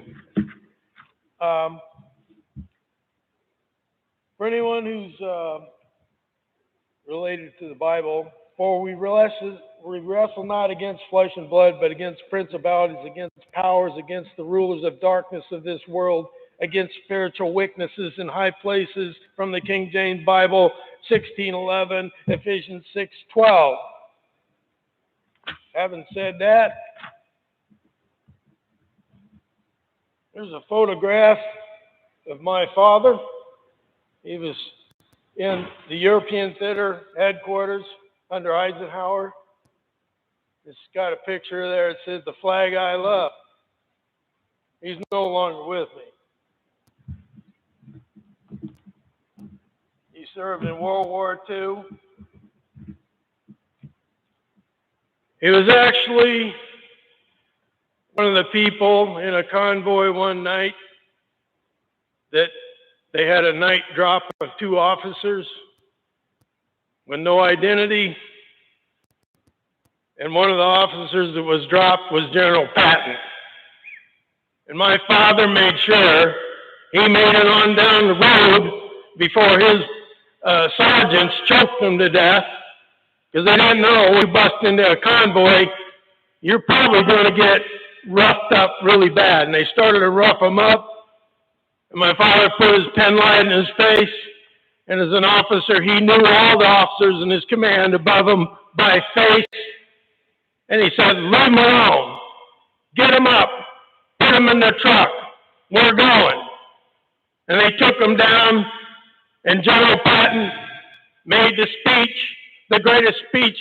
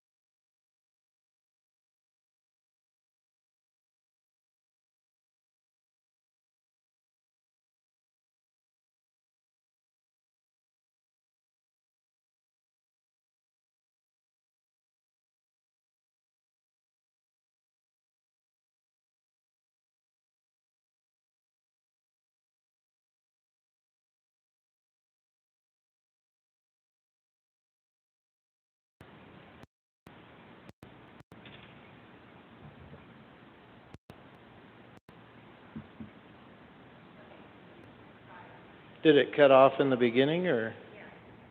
Okay. Let me just go back because we have a lot of people that may be watching later. So I would just ask this board, before we start having a public discussion of a matter that is currently in litigation, our attorney is out on a hunting trip. He's not in a cell area until later this week. I reached out to him earlier and was able to find out that he would be available for attending our meeting next week. I would suggest that we continue this matter next week so that we could have another discussion in executive session. And you could also put this on for public comment afterwards. And we could proceed in that fashion. So before we start discussing things that were discussed in privileged communication that may be of further adverse impact to Franklin County taxpayers, I would suggest that we do that. Other cities, other jurisdictions have been this kind of litigation. Yakima County had moved forward challenging this as well and then ultimately settled. So one of the nearby counties has been facing the same kind of litigation. So this is nothing new, and I would ask that we be allowed to continue next week where you have the benefit of counsel that has been retained for the purposes of providing guidance on this issue. This does affect the litigation going forward, and before we have an open discussion of what was said, I would suggest that we have the benefit of having this board meet with counsel to ask those questions, clarifications, and further discussions. I think there's going to be a need for public comment following that executive session as this goes forward, as several people have addressed the redistricting committee and the importance of that committee. And because of litigation, that we had to put that process on hold until now that we could have full discussion with that issue now as we go into the remedial phase. So I would just ask the board to consider that before taking any kind of action tonight so that we could address this with the benefit of our counsel being present and being able to give further guidance. I further welcome the open public session afterwards, but only after the board has had an opportunity to discuss that. And then after that full discussion, we could go in and have that public comment after the majority of the county is aware that this item was placed on the agenda. This was not on the agenda that I saw earlier. I know many members of the public would want to come in and comment and be apprised of that. And I think for a select few to be apprised that this was going to be an issue tonight, I think that would be unfortunate to the many majority of the voters in Franklin County that would want to have that opportunity to address the board and have a discussion. So I would just ask the commission to consider doing that. I think that would make sense in light of the current litigation, and we'll go from there.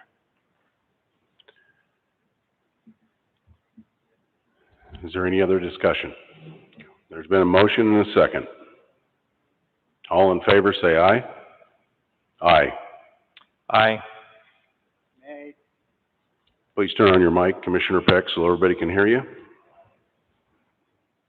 Nay. Secondly, excuse me, let's keep the order. Second, I want to express my concerns regarding the lack of communication by the PA and the retained counsel with the board. Under the rules of professional conduct 1.4, an attorney is required to promptly inform the client of any decisions or circumstances with respect to which the client's informed consent is required.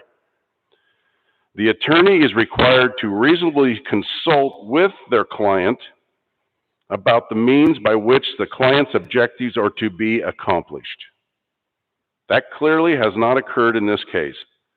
The objectives of the board were not followed. Retained counsel made statements on behalf of the county that were not consistent with the objectives of the majority of the board. The breach of trust between the board as the client and our representation is problematic. The privilege covering discussions with our legal representation belongs to the client, not the lawyer. It is clear to me that a conflict of interest exists, such as the PA and retained counsel have failed in their representation of the county and should withdraw. It is important to set the record straight regarding the intent of this board to defend the current election process. We will not be successful in our legal representation seeks to undermine our objectives. I move that the board direct the PA to fully support the position communicated today and defend his client. Is there a second? Second it. Discussion. I want to be on the record as pointing out that I've sat through exactly the same meetings as these two gentlemen. I've listened to exactly the same information, both in executive session and in open session. I don't and haven't received any information other than what they have received. And I will tell you that their claims would require them to merely have forgotten information given to them. I don't know any other explanation for it. And beyond that, there's regrettably not a whole lot that I can conclude. I'll give them the benefit of the doubt that they simply don't remember the briefings that we all three sat in together. Call for question. I will say that there was briefing and discussion, but never a vote. And I would note that that's very different. Mr. Heinen accused me of being a politician and talking in circles. Now we're slicing this to saying, well, there wasn't a vote. A few minutes ago it was, well, we weren't told. There wasn't any discussion. Those are two very different things. I agree, there was not a vote, but the information was provided. People were asked to express any concerns if they had any. I didn't hear any expressed. I'll leave it there. But there was not the consent of the board. So I'm calling for question right now on this vote. All in favor say aye. Aye. Nay. Make sure you're heard, Rocky. Turn on your mic. Aye. Next, I move, Mr. Chairman, could I address the board? Mr. Sant. I just, now that the board has basically made some public accusations, I just want to confirm, did the board receive the written memo? I'm not going to go into the discussion because I'm still protecting the attorney-client privilege. Let me help you on this right now. You I bet. move to waive confidential privilege on correspondence as of September 1. Do I have a second? Second. Now that we've waived that correspondence, I can read. Mr. Chairman, point of I order, can you read don't to have you. the Now, authority. Commissioner Peck, you are out of order. I have the floor. Point of order. There is no point of order. I have waived confidentiality, and I'm gonna read from our lawyer what he said to us in his letter. You cannot do that for other officials. He said, this is the plan I shared with the commissioners on August 31st, 2021, executive session. Chairman, Some commissioners shared comments or questions, but there was no consensus. He even said there's no consensus. Our lawyer. And yet we've moved on. Sean, explain yourself. Great. Well, since I believe the board has waived that privilege, I would still negate Mr. that. Sant, I'd point out that I believe that requires all three members. I don't waive privilege, but if you want to go ahead and speak. It's the majority of the board, Commissioner Peck, and the majority has spoken. Not when it's attorney-client privilege. Yes, it is. It's, let me read you what Mr. Sant sent to us on the same day. Okay. This is what you sent to me, Sean. You said here, please be advised the attached memo is an attorney-client privilege document, cannot be shared with anyone without board approval. In order to protect the privilege communications, only the board can waive confidential privilege. The board waived it. Now the audience knows the truth. Well, the audience knows basically from what you had just passed, essentially, was waiving the privilege as of September 1st. That was all September 1st correspondence, both of them. And you gave me 24 hours to respond, and then you moved forward. That's not consensus. Well, okay, let's go back. Were you not advised and present during the discussion with legal counsel on Tuesday in executive session? And I told him I was not for it. Were you present during that discussion with? Yes, I the was, council? and I told him I was not for it. Well, okay, great. And did we present to the board that we had summary judgment motion and we had to respond to the court, and we briefed the board on the proposed action going forward? You should have got consent from the board before you Did moved we forward. not present and You tell did, the but you board? did not get consent. Okay, so Commissioner. Who do you represent? So, Do you we represent? represent Franklin County. You represent the We commissioners. We're your we clients. represent Franklin County. And we represent Franklin Yes, County. and we, as legal counsel for the county, went forward consistent with what was discussed from the executive session on Tuesday. And we also provided a summary of that discussion in a confidential attorney-client privilege memorandum, so it was very clear that the board understood, look, this was what was presented that would take place on Tuesday. We had to respond to a summary judgment motion. If we did not respond, guess what happens at a summary judgment motion? The court says, the county, having not presented any information or evidence, you're just saying now that the board did not grant any consensus. So based upon that, we could not have filed any kind of brief or memorandum. The court would have found that the summary judgment motion was proper and granted the plaintiff's summary judgment motion. But that did not happen. What happened is we did present to the board the course of action that was in the best interest of the county. We presented to the board to make a decision on how to go forward. The board understood. Part of that was the stipulation. The board understood we were going to then discuss during the remediation phase, and that was going to be our argument consistent with the retained expert counsel and experts that we hired to represent and look at the allegations that were presented to this county in the plaintiff's motion. Is that what you heard, Commissioner Mullen, in the meeting? Did you hear all that? I'm not sure if I followed it now. Well, I guess that is the problem, and that is why we followed up consistent with what we met on Tuesday, provided the board a written memorandum explaining that, look, this was explained, the course of action, the board understood that, and the board was given an opportunity to let us know before we had to go back to do a response. Over the weekend, again, we had to file that response on Monday. That was Labor Day. We had to file that response electronically, and that was consistent to the information that was presented to the board. That's not the consensus of the board, Sean. You didn't get the consensus of the board.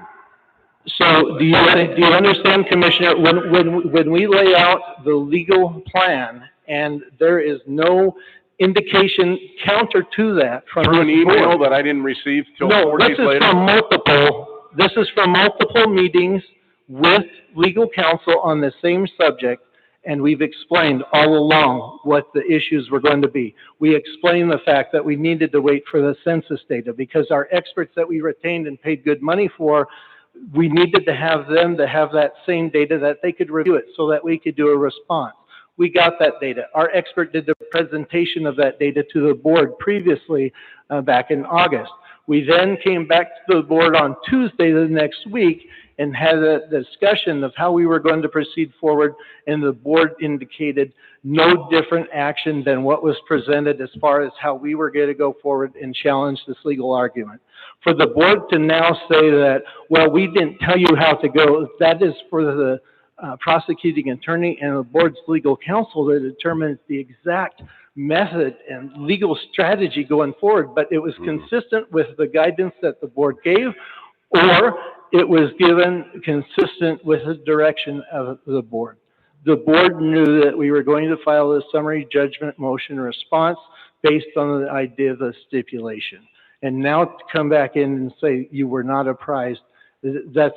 You never got consent from us, Sean. That's flat out. Were you advised how we were going to have to respond? Did you get consent in an open public meeting so that the public knew? We can't make no decisions in executive session. You know that. We discussed the strategy. We discussed litigation. We don't go into the public and lay out our whole legal case. No. We make a decision in the public. We can't make a decision in executive session. You keep telling me that. We laid out the plan. We laid out the legal plan and strategy. The board did not give any other direction than what was laid out and explained. Yes, the board had pure... I asked you to hire Joel Ard instead of Casey Bruner 5 years out of college. That's not your call to choose No, it's who's not going to my call, represent the but I county. advise you to hire a better We attorney. tried to get Joel to join the litigation. He didn't want to do that. He wanted to be your attorney. Well, now he is my attorney. Well, great. That is awesome. So he could go. Yes, it is, because he might save the day, Sean, when you failed Franklin County. Actually, You failed Franklin County. I think you failed Franklin. You failed Franklin So County. if you could read the legal memorandum that was I'm requesting right now, I want all correspondence between your office and our plaintiffs on this case. I want all the correspondence. I'm asking for a Freedom of Information Act, all correspondence between you and the plaintiffs. Put it in writing. I'm requesting that right now. Put it in writing. What? Put it in writing. Put it in writing. I'll put it in writing as soon as I get done with the meeting. Thank you very much, Sean. I think we've conducted our business here so far. Let us move on in the meeting. We'll continue on next week. Now you know where the board stands. We stand against confessing that we are racist. I don't think there was anything ever filed that suggested in any way this board or this Sean, county is racist. Come on now, you're playing games. We're games. Not playing games at all. What's this all about then? It's not saying anything about this board being racist or the county being racist. It's We made a talking- mistake, then what we make a mistake at, Sean? It's called the changed demographic, and this board has had plenty of opportunities to look at redistricting and adjust according to the census data. Now that we have the We census just got the data. census data, Sean. Yes, we did, and that's why we're taking the. And how many times has the commission met? I'm sorry? The commission we put together for redistricting, how many times have they met? I have no idea. They have not met once. Well, guess what? They were called The reason why is because at this phase of the litigation, if you have a redistricting committee that is making recommendations that are inconsistent with the law and the current litigation, it's not going to have any force. It's not going to have any power. So now that we've had this phase, as we explained to the board, now that we could get into the remediation phase, now we could actually go and utilize the redistricting committee to now figure out what's a lawful plan of how we could draw these. You're begging to be an addition to draw those plans. They may not even grant that. I'm sorry? You're begging to be part of the redistricting drawing of the plans. I have You're not going to get no guarantee of that. I have no interest in doing that. I have every interest in making sure that we present the board with accurate information so that the redistricting committee will have the same information from the census data, and they will understand what the legal parameters are when they go through and redraw the districts according to the law and consistent with the law. Because ultimately, it's going to be this board's decision, regardless of what they recommend. This board is going to have to make that decision. The board is going to have to make sure that that's a lawful a boundary and lawful maps and everything else. And we've given you direction tonight on how we want to pursue forward. So please take our advice and move forward with the majority of the board. Well, I would suggest that when we have our legal counsel present that we've retained and hired to work specifically on this project, they could be here next week, and we could have another public comment after you've had an opportunity to be briefed again from The legal one counsel. motion, we're asking you to recuse yourself so Well, we can get I'm new not counsel. recusing myself. Okay, well, thank you, Sean. You're We're welcome. done with this item. Let's move on down to administration office business, the American Rescue Plan Act. Keith. Yeah, I'm going to step down to the presentation podium to walk through this.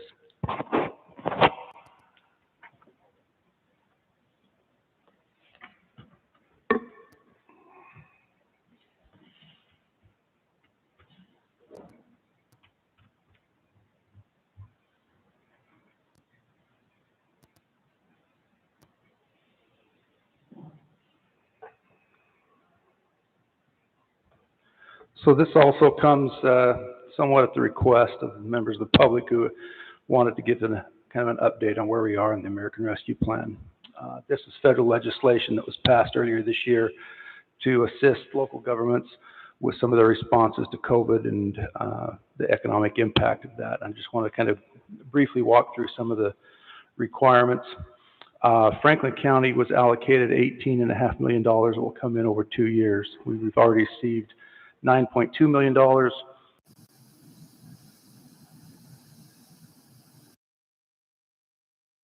Limitations of that require us to have the money obligated by the end of December of 2024, and it must be spent and all of the work completed no later than December 31st of 2026. There are certain allowable uses of these funds. They are restrictive. You will recall that last year the federal government allocated what they called CARES Act fund, which is essentially for some of the same purposes, but there are some additional restrictions from the Department of Treasury regarding how we use the funds. There are essentially four major categories, and I will get into these in a little more detail because some of the wording may not be real clear at first glance. The first one, mitigating public health emergency with respect to COVID-19 or negative economic impacts. That's essentially county's response to COVID. Now, we have other forms of funding that have come through the Department of Commerce and other state entities that are being utilized by our by-county Department of Human Services for things like rental assistance and some utility assistance and other things. So I'm not talking about those funds that come from the state. This is strictly the allocation that came from the federal government. The second item, providing government services to the extent of a reduction in revenue. There's a calculation that each municipality needs to make to determine if they have lost revenue as a result of the COVID epidemic. Working with our county auditor's office, we have concluded that we qualify for about $1.8 million in reduction in revenue over 2019 is the base year that we calculate that. The next item, the necessary investments in water, sewer, and broadband infrastructure. We have had, as you know, some questions about how we can use this money for some of the infrastructure needs in Franklin County. The language of the Treasury guidance shows that it is limited in some scope, that it's not just for every broadband project, or excuse me, every infrastructure project that has some specific limitations to water, sewer, and broadband. I'll talk about each of these items individually in a moment. Then the last one, premium pay to essential workers during COVID-19 for public health or grants to eligible employers that employ essential workers. Right now, we're not looking real hard at this because most of our essential workers have already been covered with existing funds.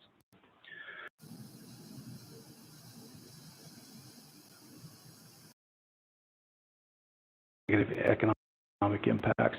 Last year, we orchestrated several business grant programs with the Pasco Chamber of Commerce, the Hispanic Chamber of Commerce, the Tri-Cities Regional Chamber of Commerce, and TriDec to get money into the hands of those business owners that were struggling with a number of shutdowns that restricted their revenue.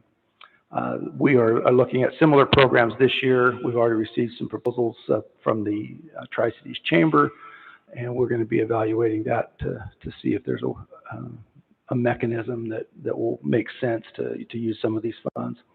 The facility that we're in, the Happel Center, as you know, we have engaged the services of McKinstry to do a energy efficiency audit. That project is ongoing right now. We should expect some results of that shortly. But the results of that efficiency audit will likely result in us desiring to use some of these funds to specifically upgrade some of the systems here at the Happel Center, particularly over in the arena with air conditioning and those kinds of things that we've talked about. That is a specific item under the hospitality and tourism function of this facility. General infrastructure projects for the county would not be included. For example, if we wanted to do the same thing at the courthouse or the courthouse complex, we probably would not be able to use funding from this source to do that. But because this facility is primarily a hospitality and tourism magnet for Franklin County and this part of the city, we think that there's adequate opportunity to use these funds to upgrade the facilities here. Utility assistance, I spoke with Franklin PUD today. They have received some help from the city of Pasco, who also received an allocation of these funds, but they're still around $350,000 short of being able to cover those delinquent accounts from both commercial and residential customers. and so we will consider adding them as a potential user of some of these funds. You know, we have received a request from Fire District Number 2 to help them with an equipment barn and facility in Colotus. That would be an item that we would want to consider. A number of different information technology systems and infrastructure in Franklin County, much of which will address some of the COVID restrictions, the social distancing, things that have been required. We can overcome those with the use of technology. So we've got some items in there that we'll ask you to consider. The county assessor has identified particularly some software needs, so some of that is included in the prior one. But as his assessors or deputy assessors are out in the field, they will need access to software and equipment that they currently don't have. And then, of course, just some general county COVID response. So that's where probably the bulk of our money is going to be spent on these responding to COVID type expenses. Mentioned that we have calculated about 1.7 million in lost revenue. That calculation allows us to use that money pretty much for any governmental service. So some of the ideas that we're considering would be transferring to other funds for operations. Particularly, we could work on offsetting the road shift that I know has been a real sticking point for the county the last couple of budget cycles. And there may be uses for other general infrastructure projects that, even though the category of general infrastructure is not one of those, there's no restriction that I'm aware of on the lost revenue piece. So we can use that for these infrastructure projects. And I'm not seeing Eric Johnson behind me, but I know he's sitting there. He's going to be correcting me if I say anything wrong. But he's been very helpful in guiding counties in how we allocate these federal funds. One of the things I mentioned, water, sewer, and broadband infrastructure. Basin City Water and Sewer has a current expansion and retrofit project around $1 million.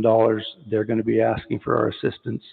So whether I'm not suggesting that we necessarily fund the full amount, but we will be considering of what they've done with their water and sewer system. And then the Franklin PUD has a large program in place to expand infrastructure of broadband to our underserved communities in Franklin County.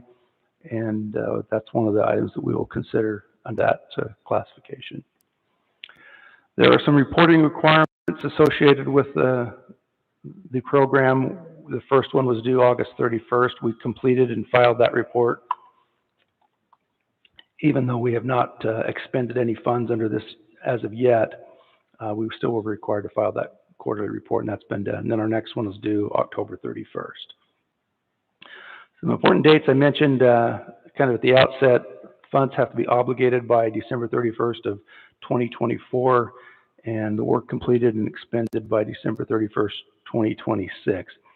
So we do have some time in the sense of we're not under the same pressure that we were a year ago with the CARES Act funding that had a completion date of December 31st of last year, or November 30th of last year.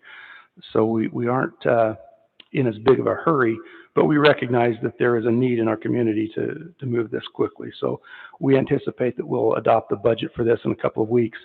We've posted that in the local paper, and we'll have that budget hearing, and then be able to decide on specific programs after that.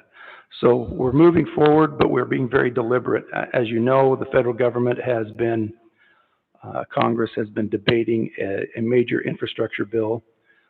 We had anticipated that would have been adopted by now, but it has not been. That does not drive necessarily decisions, but it has had an impact on how we think about allocating these resources. If the federal government follows through and they adopt a major infrastructure plan, we presume that the state of Washington and Franklin County will benefit from that spending plan financially, and we will have an opportunity to discuss priorities if and when that should occur. My recommendation to the board is we don't rush into things. We are not doing that. We're trying to be deliberate and think of different ways that these funds can be used. It's not just a blank check. We do have some requirements that we have to adhere to for compliance.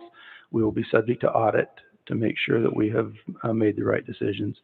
But I thought it was helpful to kind of review where we are in the process right now and let the public know that we're aware that there are severe economic consequences from the COVID pandemic of the past year. I am not projecting or predicting, but nervous about additional shutdowns. You know, governor and shut down restaurants and bars and other places of business last year. So far that hasn't happened, but certainly is in the realm of possibility. So I want us to be deliberate and thoughtful about how we proceed for allocating these funds.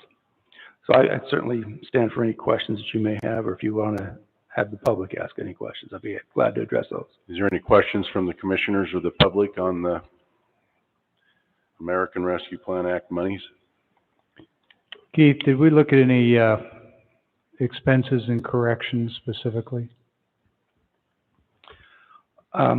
Yes.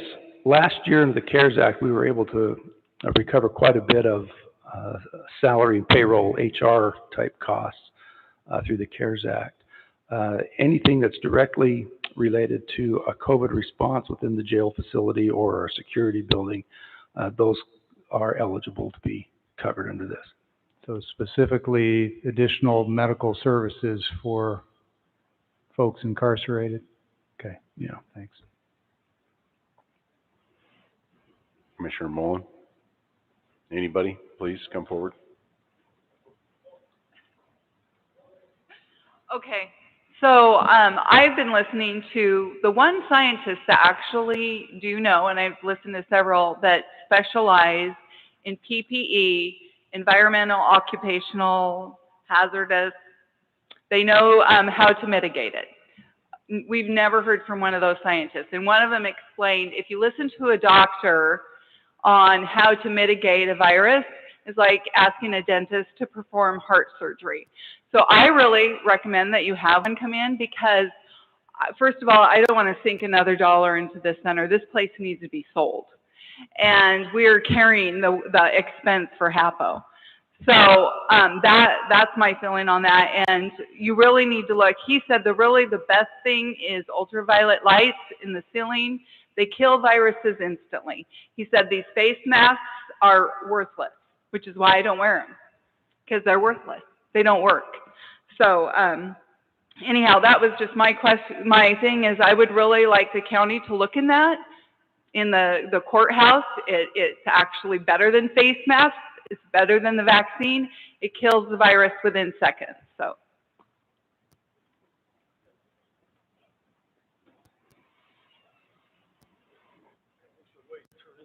Almost scared myself a while ago. Sir, I don't want to tell you what to do, but I have it? speak closer to the microphone so that the recording can pick you up. That's the only reason. I'm not used to this. I was trying to talk a while ago. It was like I'm Yeah. vibrating myself to death. I have to Thank talk you. real soft. I thought you'd talk loud to this dumb thing.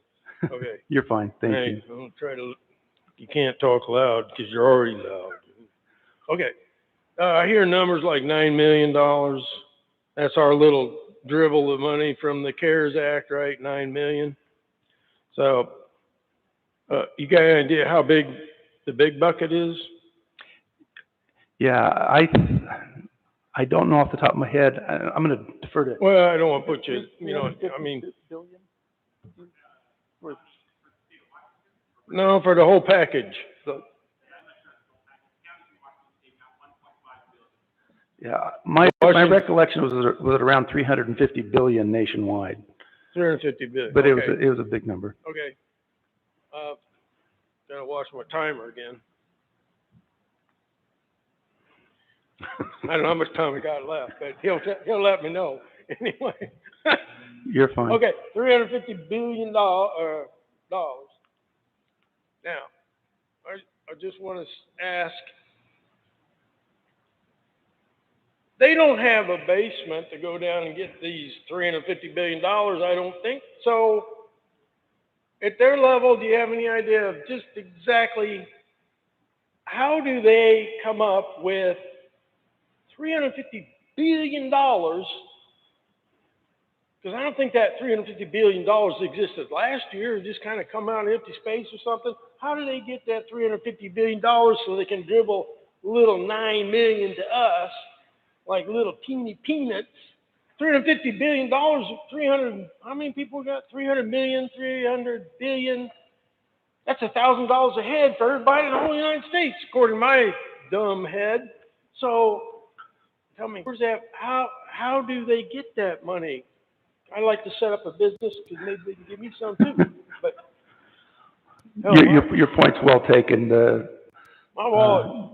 The interesting I got no money. I got a dollar. internal workings of the federal government and how they budget sometimes appears that they don't know where that money comes from. But yes, you're absolutely right. It's coming from the American taxpayer. They don't know where that money comes from?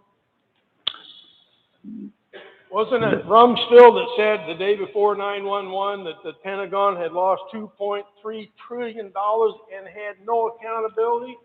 If it's not a big deal to lose $2.3 trillion, why can't the state of Washington get a couple of $100 billion just for Franklin County? I don't know. It seems to me like they're being a bunch of tightwads. Aren't they being tight with their money? I mean, 9 little tiny million? I mean, Bill Gates probably goes to the bathroom and loses $9 million just by sitting on the pot too long and not watching the stock market. I think you need to go back and yell at them. We want $100 million for Franklin County. I can certainly pass that on to the congressman. We'll double down, $200 million for Franklin County. This is ridiculous. How many electron digits can you pack in your computer before you run out of electrons in the world? I don't know, but that's got to be a lot bigger than 9 million digits for us. No one seems to be able to, seriously, where does this money come from? How do they finance? In other words, you just can't go, I don't know how it works, but I don't think Congress can just go there and say, you know, we need to come up with a CARES Act because all the COVID and everything and all this stuff. How much you want to spend? Oh, I don't know, 20, 30, whatever that number was, that big number you gave a while ago, $350 billion. And so they turn around and look at each other, hey, Ralph, Bob, Frank, Sue, you got that money anywhere? Nope, ain't got nothing. Well, where are we going to get that money? Somehow there's a mechanism that I don't quite get that allows these people at the top to create 350. I mean, what are they doing? Writing on a chalkboard? Okay. Here's the money. Jay, you had a question? Thank you. I don't know how. Is there any other questions on this? Thank you. Keith, committee board membership, trying to pronounce that. I know it's acronym, but it's HAFLIC. How do you pronounce that? It is the Hanford Area Economic Investment Fund Advisory Committee, Okay. colloquially as HAFAC. They have asked us for nomination of 2 prospective appointees for that committee. Commissioner Peck has served on that in the past, and just wanted to see if the board had, don't necessarily have to have a broad discussion tonight, but I can visit with you individually if you have names you would like to suggest for that, and we can bring those forward at a future meeting for final approval. But that was conversation or communication that I had received this week, asking for the board to make a motion. Okay, so we'll address that next week. So with that, we're down to the last public comment. Is there anybody for public comment? 3 minutes or less, please. Right.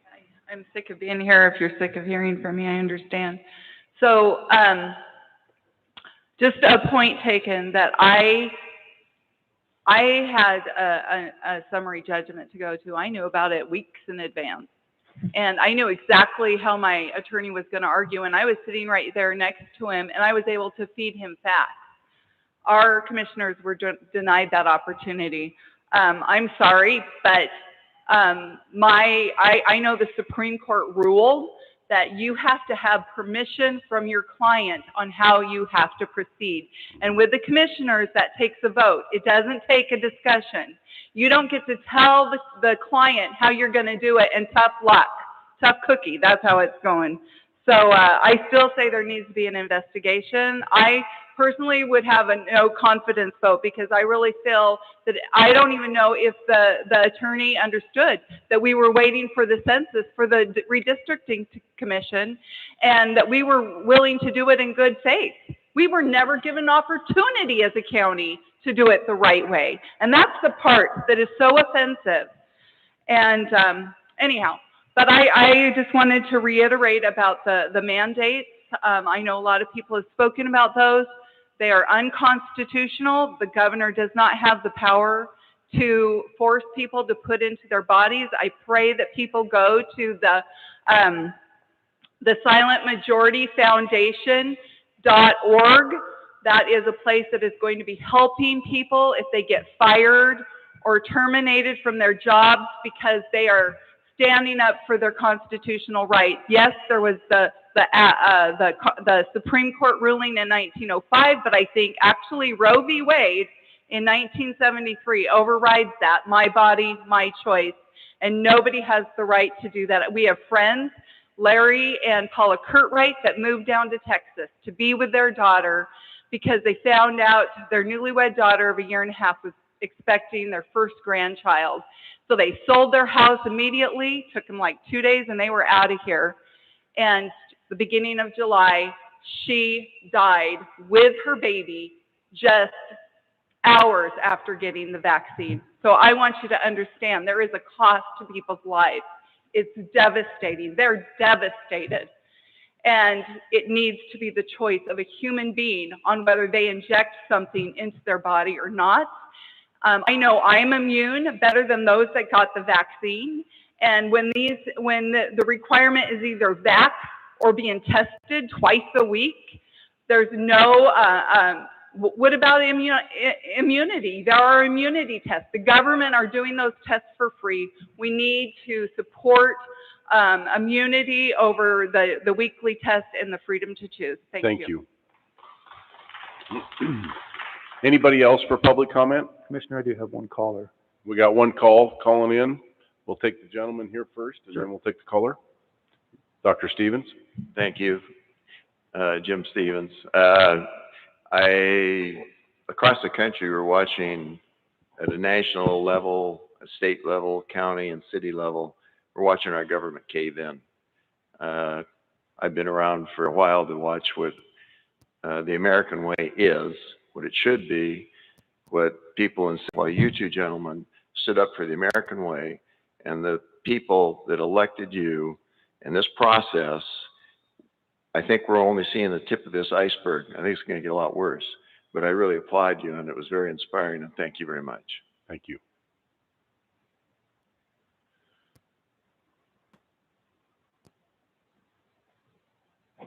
There is a short time delay, but we'll connect the caller here in a moment.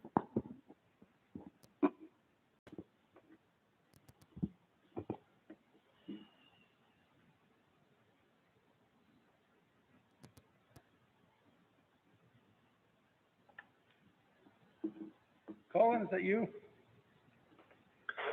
It is. You have the floor for three minutes, please. Excellent. Thank you. So good evening, Chairman Didier, Commissioners Peck and Mullen, county staff, and members of the audience. My name is Colin Hastings. I'm the Executive Director of the Pasco Chamber of Commerce.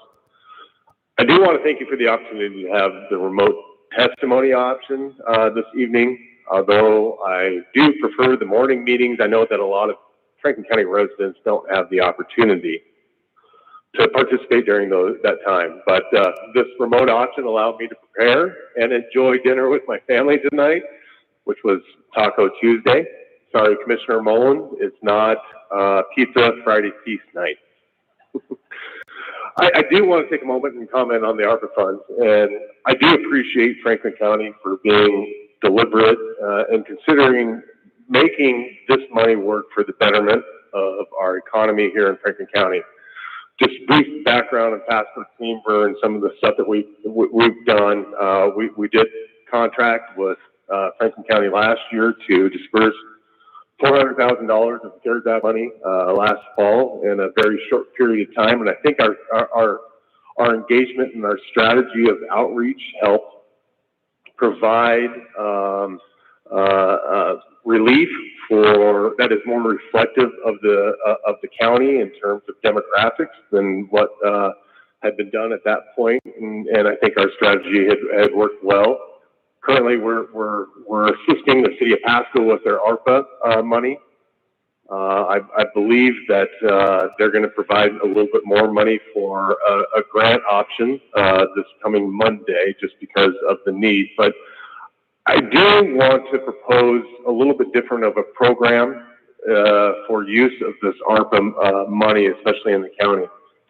I propose a program that we call the Business Resiliency Grant that will help businesses building a foundation of solid business practices in lieu of a direct grant program for relief. I do think that in the county that there is some need for some direct relief in terms of grant money with this ARPA money.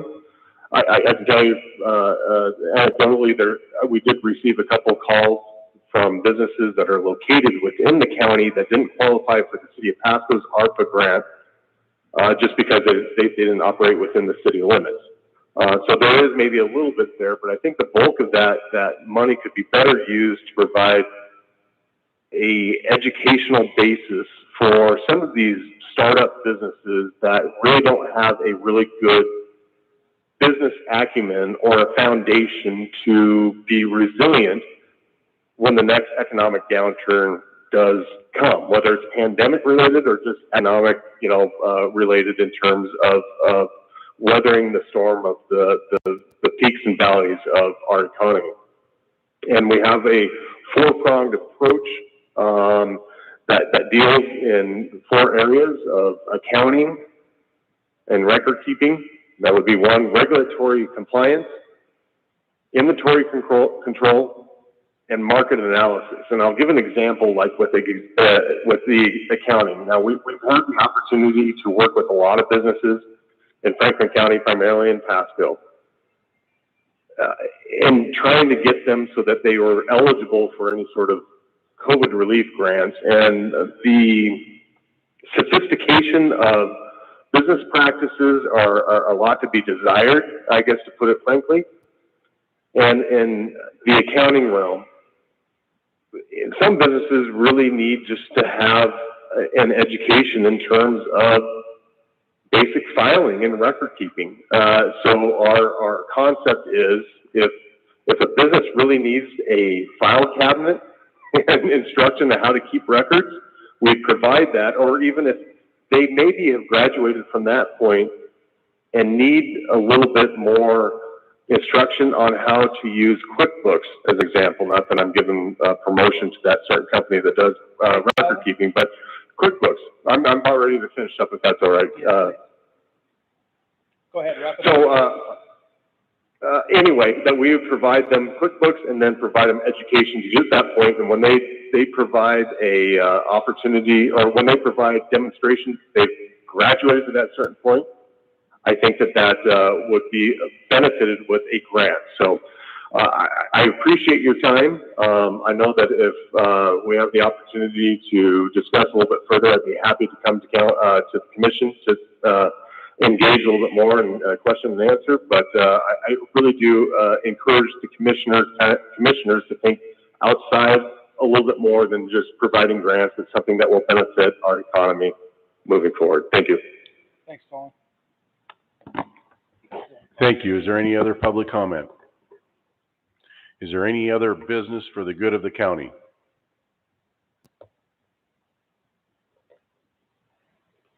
Hearing none, this meeting is adjourned.